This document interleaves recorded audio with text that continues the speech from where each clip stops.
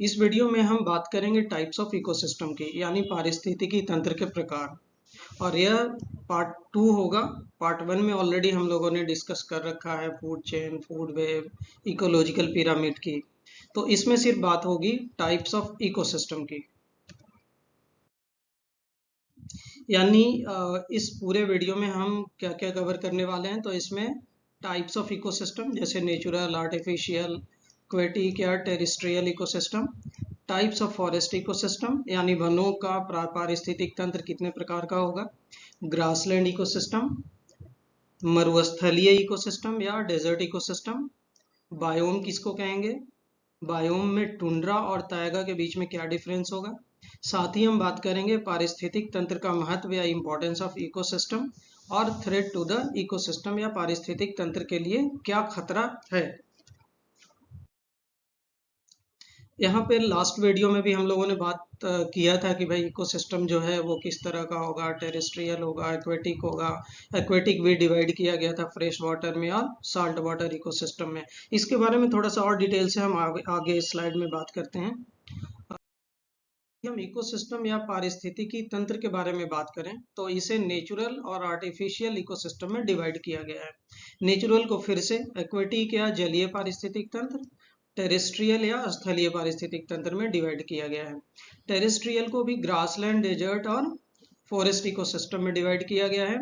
Aquatic ecosystem भी fresh water यानी मीठे जल का पारिस्थितिक तंत्र और खारे जल के पारिस्थितिक तंत्र में डिवाइड किया गया है इनको। यदि हम मीठे जल की बात करें या फ्रेश वाटर इकोसिस्टम की बात करें तो ये लेंटिक, लोटिक और इसको वेटलैंड में डिवाइड किया गया है। अभी इसके बारे में हम डिटेल में बात करते हैं। नेचुरल इकोसिस्टम या प्राकृतिक पारिस्थितिक तंत्र। तो this type of ecosystem operate under the natural environmental condition without any interference by man. यहाँ पे सबसे इंपॉर्टेंट बात यही नोट करने वाली है, यानी इसमें मैन का किसी भी तरह से मनुष्य का कोई हस्तक्षेप नहीं होता। उसी तरह से यदि आर्टिफिशियल इकोसिस्टम की बात करें या मानव निर्मित या कृत्रिम पारिस्थितिक तंत्र की, तो इसमें मनुष्य का ही हस्तक्षेप होता है और ये सेल्फ सस्टेनिंग नहीं होता। ये हमेशा मनुष्यों के ऊपर डिपेंड रहता है कि किस तरह से ये इस इकोसिस्टम को मेंटेन रखा जाएगा। थोड़ा बहुत भी बायोटिक या एबायोटिक फैक्टर में चेंज होगा तो ये इसका बैलेंस भी चेंज हो जाएगा। तो इसका एग्जाम्पल जो है वो है एक्वेरियम या मछली घर, एग्रीकल्चर फील्ड। ये सब एग्जाम्पल है आर्टिफिशियल या मैनमेड इकोसिस्टम के। हम यहाँ पर भी देख सकते हैं नेचुरल इकोसिस्टम, ये भी नेचुरल है लेकिन ये आर्टिफिशियल है या मैनमेड इकोसिस्टम है, क्योंकि एग्रीकल्चरल एक्टिविटी को हमने आर्टिफिशियल या मैनमेड इकोसिस्टम कहा है। उसी तरह से एक्वेरियम की भी बात करें तो ये भी आर्टिफिशियल इकोसिस्टम है, जबकि ये दोनों नेचुरल इकोसिस्टम का एग्जाम्पल है। उसी तरह से यदि हम बात करें जलीय पारिस्थितिक तंत्र की, तो जलीय पारिस्थितिक तंत्र पानी में पाया जाने वाला पारिस्थितिक तंत्र है। इसके there are two types of main aquatic ecosystem, यानी इस पारिस्थितिक तंत्र के दो मुख्य प्रकार हैं। एक तो है वो मरीन वाटर इकोसिस्टम और दूसरा फ्रेश वाटर इकोसिस्टम। तो समुद्री जल का पारिस्थितिक तंत्र और मीठे पानी का पारिस्थितिक तंत्र में इसको डिवाइड किया गया है। जैसे ये है वो मरीन वाटर इकोसिस्टम है और ये फ्रेश वाटर इकोसिस्टम। तो अब हम बात करते हैं फ्रेश वाटर इकोसिस्टम की। ये तो there are three basic kinds of fresh water ecosystem.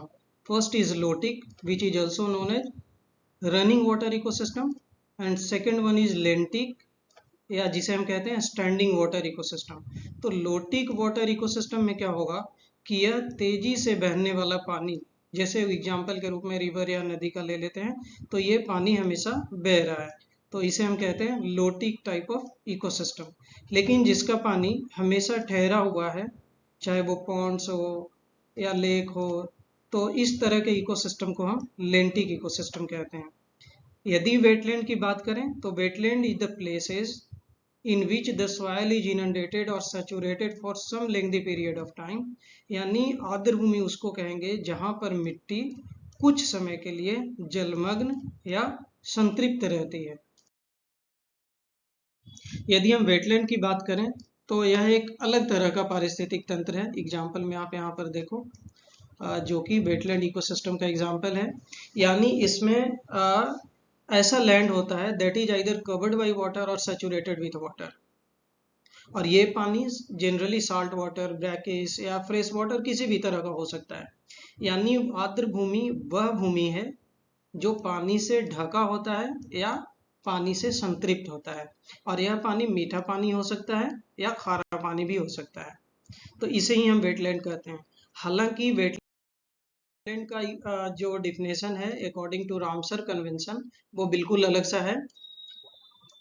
Ramsar convention 1971 में ईरान में हुआ था, और इसके अकॉर्डिंग रामसर कन्वेंशन में वेटलैंड को कैसे डिवाइन किया गया है कि इसके अनुसार these are the area of marsh, fen, peatland, whether natural or artificial, permanent or temporary, with water that is static or flowing, brackish or salt water, including area of marine water, the depth of which at the low tide shall not exceed the 6 metre.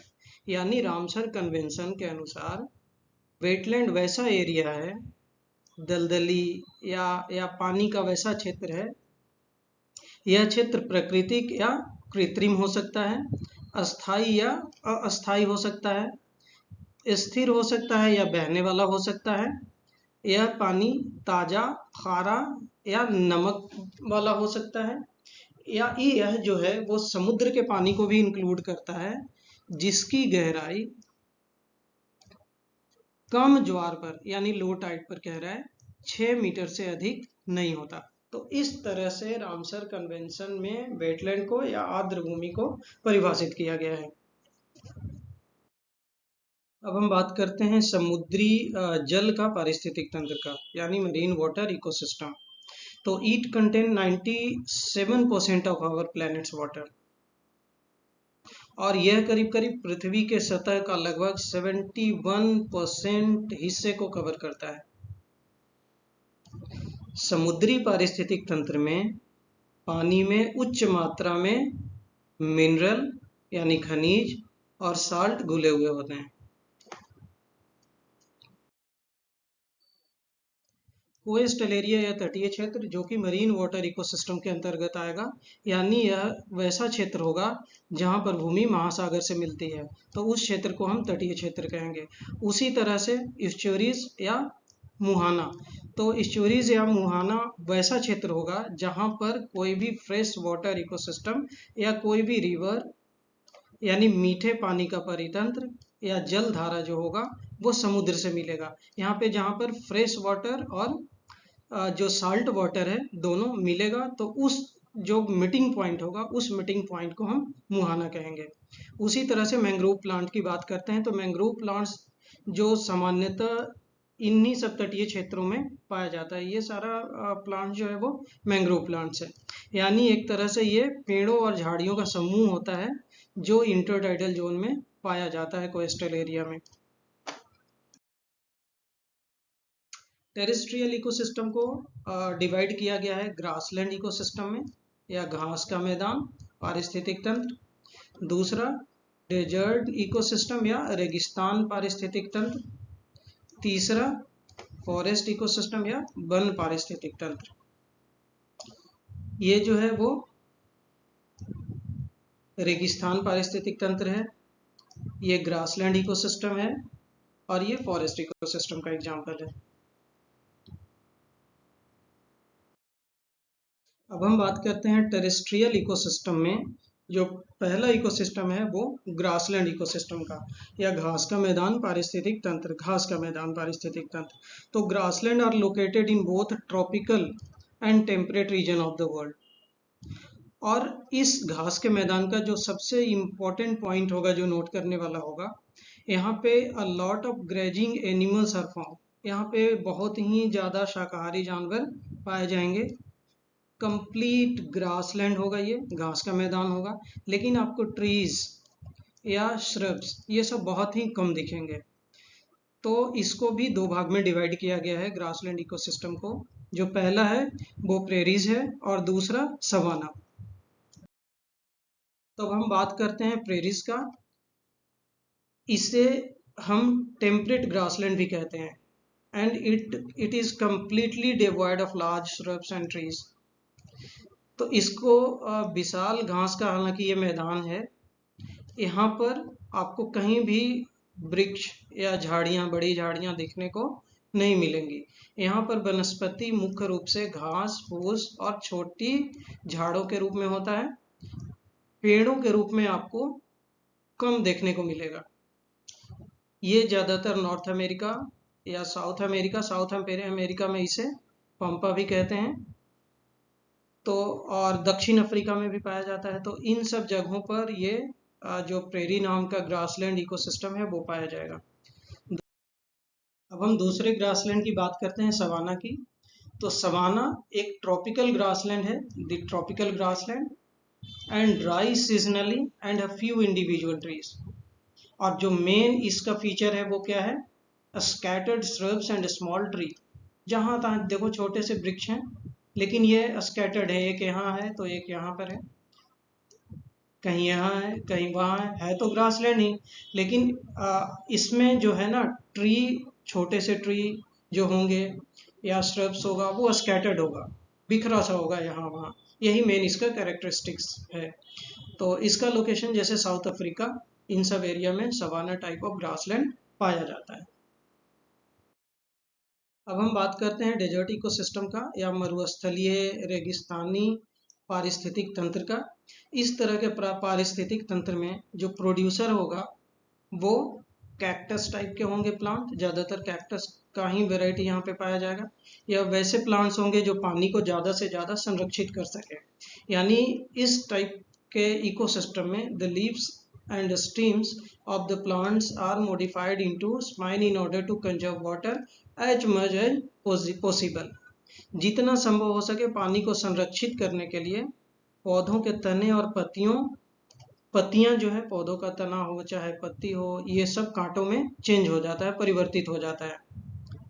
यहाँ पर जो animals होंगे उसमें वो होगा, insect होगा, कई तरह के कीड़े मकोड़े होंगे, बर्ड्स होगा, ऊंट होगा, और रेप्टाइल्स या सरीसृप जंतु शामिल है जो यहाँ के पारिस्थितिक तंत्र के अनुकूल रह सकते हैं और वो इस तरह के पारिस्थितिक तंत्र में अपने जीवन यापन के लिए अनुकूलित होते हैं। अब हम बात करते हैं फॉरेस्ट इकोसिस्टम की या वन पारिस्थितिक तंत्र की। तो वन पारिस्थितिक तंत्र एक ऐसा पारिस्थितिक तंत्र है जिसमें वनस्पतियों या पौधों की प्रचुरता देखी जाती है, इसलिए उनमें बड़ी संख्या में जीव होते हैं।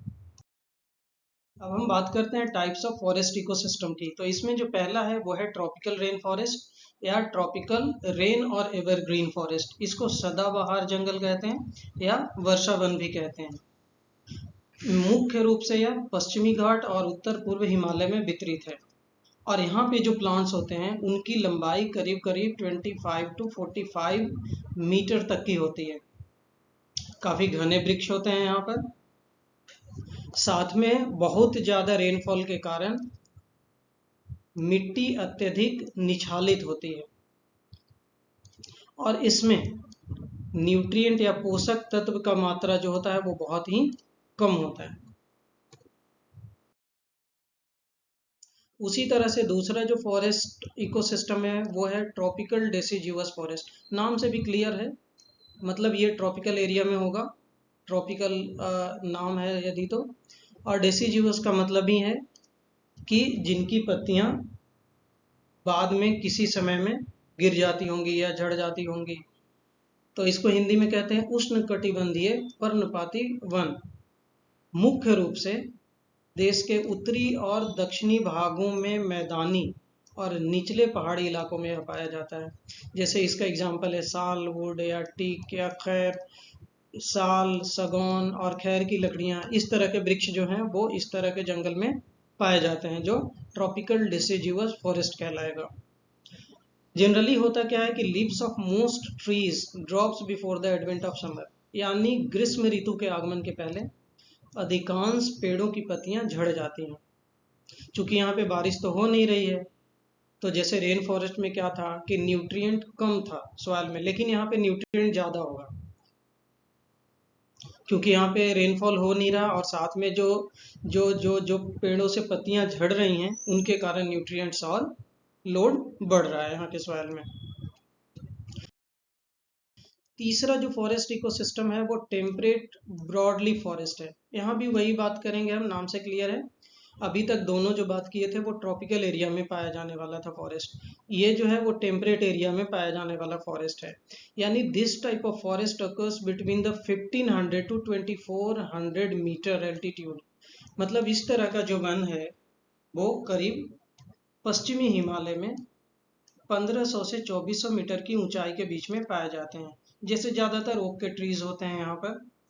लेकिन इसका जो सबसे इम्पोर्टेंट बात है कि इस तरह के फॉरेस्ट इकोसिस्टम में यानी टेम्परेट ब्रॉडली फॉरेस्ट में प्लांट्स जो है कभी लीफलेस नहीं होता, यानी पेड़ों की पत्तियां कभी भी पूर्ण रूप से नहीं झड़ती। यहाँ पर ग्रासेस जो होते हैं मतलब घास जो होंगे बिल्कुल ना के बराबर होंगे, आमतौर पर घास की कमी होती है। अब हम बात करते हैं टेम्परेट निडिल लीफ फॉरेस्ट की, या निडिल लीफ फॉरेस्ट को हम कॉनिफेरस फॉरेस्ट भी कहते हैं। अभी तक हमने देखा ट्रॉपिकल, अब टेम्परेट में भी हमने लास्ट स्लाइड में देखा कि टेम्परेट ब्रॉड लीफ फॉरेस्ट। अब यहाँ पे देख रहे हैं हम टेम्परेट निडिल लीफ फॉरेस्ट या सुई पत्ती या शंकुधारी वन। ये शीतोष्ण एरिया में पाया जाएगा, यानी टेम्परेट एरिया में पाया जाने वाला है वन।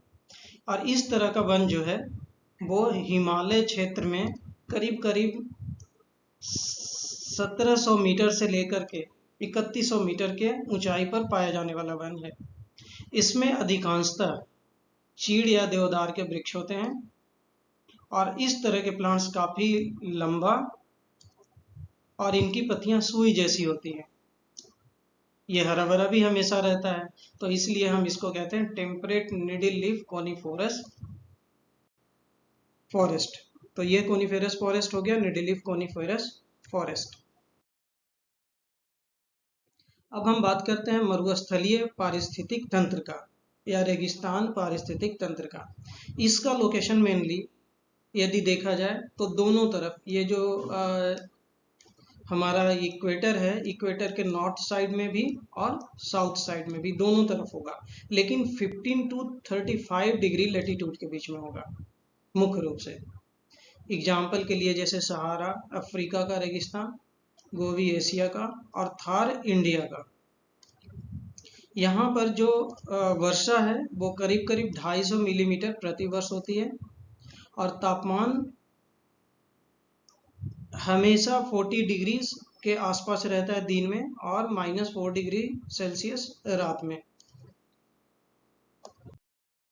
यदि हम मरुस्थलीय पारिस्थितिक तंत्र की बात करें तो इसमें जो वेजिटेशन होगा यानी जो वनस्पति होगा वो ज़्यादातर कैक्टी, स्मॉल बुशेस या शॉर्ट ग्रास या इस तरह के प्लांट्स का जो रूट सिस्टम होगा वो काफ़ी डीप रूट सिस्टम होगा।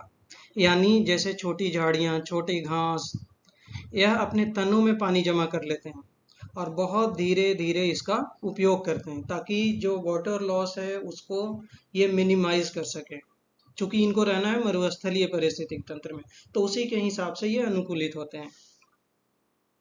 साथ में अत्यधिक उच्च तापमान, कम पानी की उपलब्धता और तेज धूप के कारण जीव जंतु और वनस्पतियां दुर्लभ और बहुत अच्छे से विकसित नहीं होती, यानी पुअरली डेवलप्ड होता है मरुस्थलीय पारिस्थितिक तंत्र में।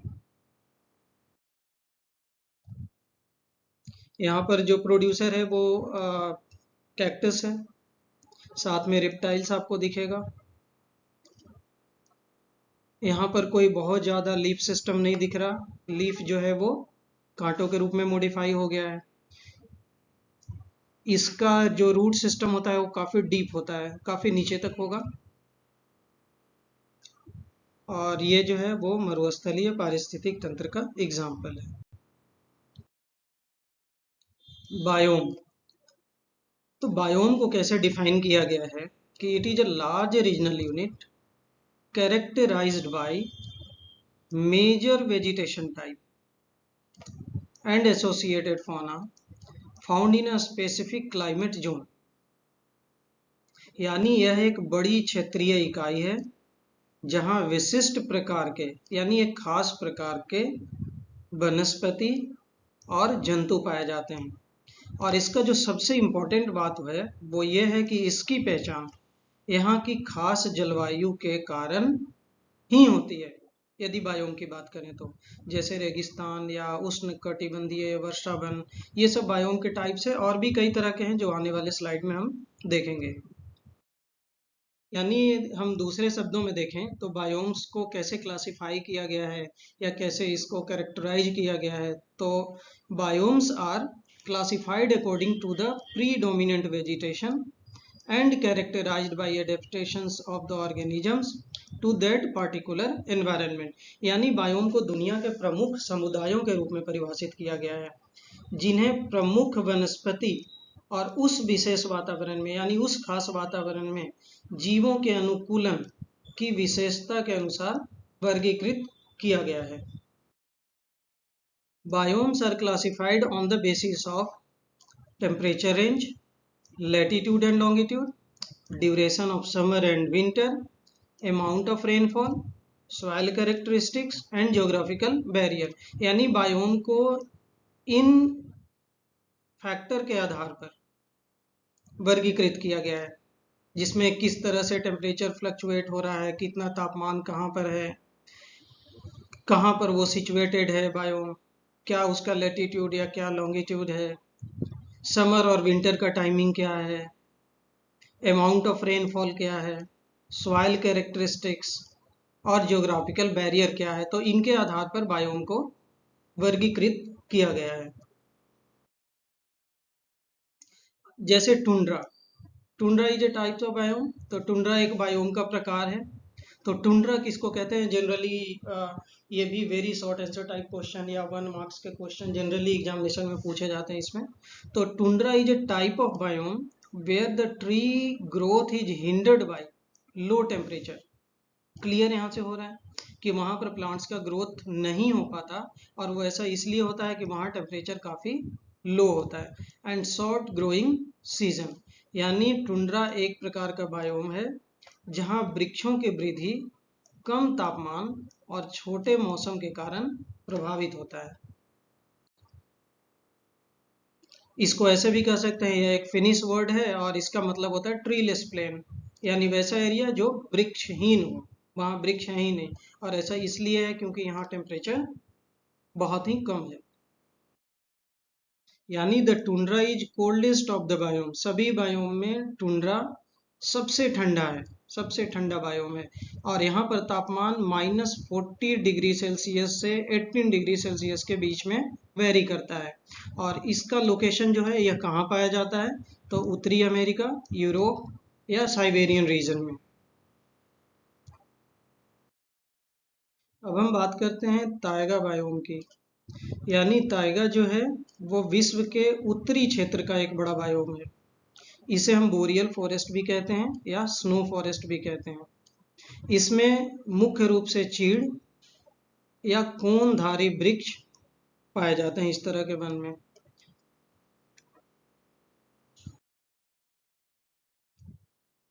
ताइगा बायोम को हम बोरियल फॉरेस्ट भी कहते हैं और ये बहुत बड़ा बायोम है, दुनिया का सबसे विस्तृत बायोम है।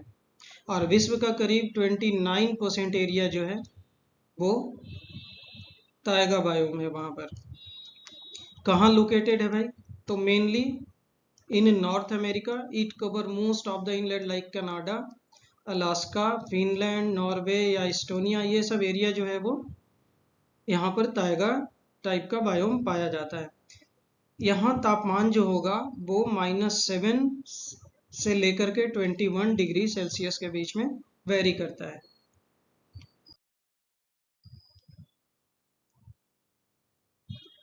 यहाँ पर सर्दियाँ बहुत ही ठंडी होती है और केवल बर्फबारी होती है। जो समर होता है वो बहुत ही गर्म होता है, रेनी होता है, बारिश जैसा रहता है और बहुत ही ज़्यादा ह्यूमिड होता है, यानी आर्द्र होता है वो। अभी तक हमने बात किया टाइप्स ऑफ इकोसिस्टम का। अब हम बात करेंगे इम्पोर्टेंस ऑफ एक्वेटिक या टेरेस्ट्रियल इकोसिस्टम का। यानी इकोसिस्टम जो है, पारिस्थितिकी तंत्र है, उसका क्या महत्व है। तो यह हमें पारिस्थितिकी तंत्र से, इकोसिस्टम से कई तरह का बेनिफिट मिलता है, इकोनॉमिक बेनिफिट, और इसको हिंदी में कहते हैं जैसे आर्थिक लाभ या आर्थिक फायदा। साथ में क्लाइमेट रेगुलेशन में ये हेल्प करता है, या जलवायु के नियंत्रण में, प्रदूषण नियंत्रण में। It also provide food, fodder and fuel. It also provide home to millions of species. यह प्रजातियां स्थलीय या जलीय कोई भी हो सकती हैं, उनके लिए निवास स्थान या वास स्थान भी यह एक तरह से प्रोवाइड करता है। देखा जाए तो इको टूरिज्म के माध्यम से हमें कई तरह से फ़ायदा होता है, उसका कई इकोनॉमिक बेनिफिट है इको टूरिज्म का। तो इस तरह से इक्वेटिक इकोसिस्टम हो चाहे टेरेस्ट्रियल इकोसिस्टम हो, यानी पारिस्थितिक तंत्र का बहुत ही ज़्यादा महत्व है।